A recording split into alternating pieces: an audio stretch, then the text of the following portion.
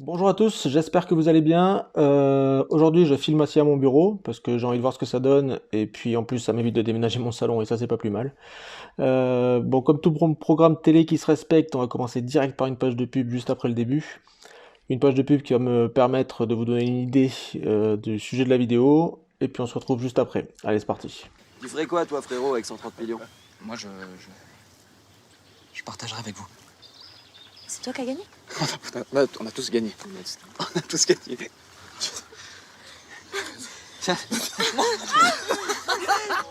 Bon, on va pas se mentir, on aimerait tous être un pote de ce mec-là. J'espère juste que le jour où il ira chercher ses gains à la Française des Jeux, il leur dira bien qu'il a gagné avec tous ses potes, parce que s'il doit passer devant le notaire, il va payer au bas mot 60 millions d'euros, et je pense que ses potes ne seront plus ses potes à ce moment-là. Enfin bref, vous l'aurez compris, le sujet de la vidéo, c'est la donation, ou plutôt les exonérations qu'il est possible de faire en matière de donation à ses proches. Allez, c'est parti. Bon, on va pas parler de Jean-Charles, parce que, on va pas se mentir, déjà, ça n'arrive jamais. Je te file 10 000 balles parce que t'es mon pote.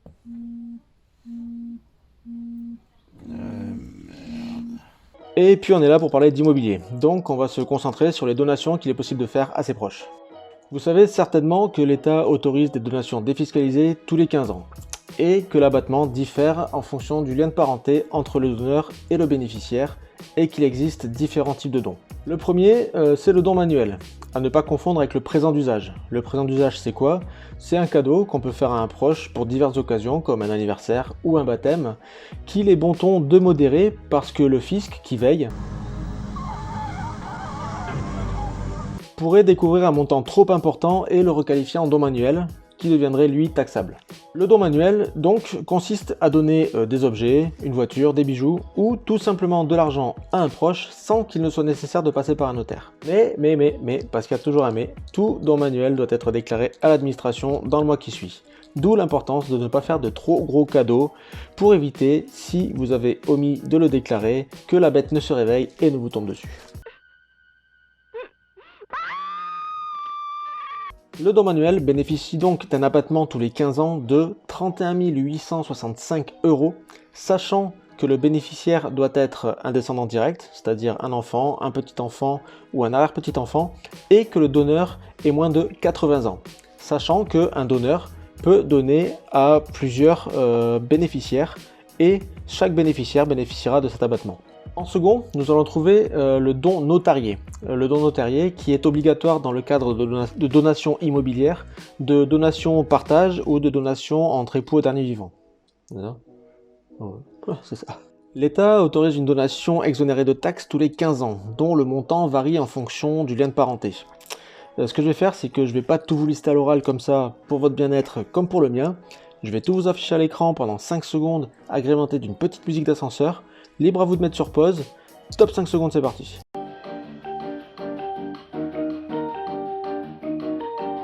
Je vais quand même vous faire un exemple simple pour imaginer ces chiffres. Imaginons un couple avec un enfant. Chaque parent peut donner 100 000 € tous les 15 ans à cet enfant, que ce soit sous forme de donation immobilière ou même sous forme d'argent, qu'il soit majeur ou mineur. Donc tous les 15 ans, il peut recevoir 200 000 € qui seront exonérés de taxes. Et à cela, on va ajouter le don manuel, dont l'exonération s'élève à 31 865 € x 2 pour le coup, mais dans ce cas-là, il faut que l'enfant soit majeur et que les parents aient moins de 80 ans. Donc, dans l'absolu, tous les 15 ans, cet enfant pourra recevoir un montant de 263 730 € exonéré de taxes, et j'ai dû regarder mon écran pour ce chiffre-là parce que j'avais pas envie de le retenir. Petit message à mes parents s'ils me regardent. Je ne vous parlerai pas des droits de donation, qui sont les taxes à payer une fois que tous les abattements que nous avons vus précédemment ont été déduits, pour deux raisons. D'une, parce que ce n'est pas le but de cette vidéo, qui est de vous parler des exonérations qu'il est possible de faire, et non pas des taxes à payer une fois tous ces abattements passés. Et la deuxième raison, c'est que ce serait très lourd à regarder pour vous et très lourd à filmer pour moi. Par contre, je le publierai sous forme de bulletin écrit sur mes réseaux sociaux, donc n'hésitez pas à vous abonner pour pouvoir y avoir accès.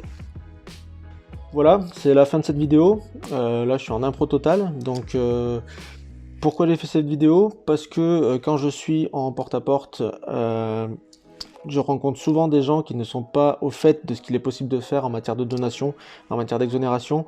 Et je trouve qu'il est important pour moi, qui suis conseiller immobilier, qui a un rôle de conseil, au-delà de visiter, de faire visiter ou de vendre des maisons. J'ai un rôle de conseil, c'est dans le titre, c'est conseiller immobilier. Donc j'ai trouvé important de vous le dire en vidéo. Tout ça pour vous dire que je vous souhaite une bonne journée, une bonne soirée, peu importe à quelle heure vous regardez cette vidéo. Je vous dis à la prochaine pour une prochaine vidéo. Portez-vous bien et moi je vais aller me reposer parce que ça n'a pas été facile à tourner cette vidéo. A plus.